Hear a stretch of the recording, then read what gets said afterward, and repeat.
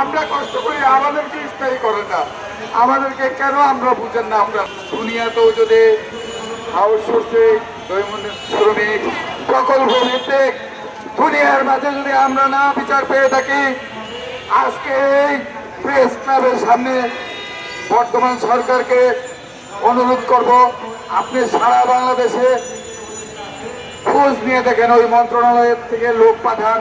আসলে কি আমরা কাজ করি না? আমরা ফাঁকি দিই, আমরা কাজ করি আল্লাহরে হাজির না। আমাদের দাবি যদি আদায় না করেন, আল্লাহ পাক যদি আপনাদের দুনিয়াতে বিচার না করে, মুসলমান হিসেবে বলতে চাই, রোজ আসর কিয়ামতের দিন এই দাবি আমাদের থাকবে। কর্মচারীরা লজ্জা পাবে। আমরা অনেক কাজই করেছি, অফিসিয়াল বলেন, আনঅফিসিয়াল বলেন। মসজিদ পরিষ্কার করার থেকে একটা কোম্পানিতে অনেকগুলো ডিপার্টমেন্ট থাকে, নিম্ন স্তরে থাকে বাথরুম পরিষ্কার, এর ভিতরে অনেক 24, 30, 50টা আইটেম থাকে।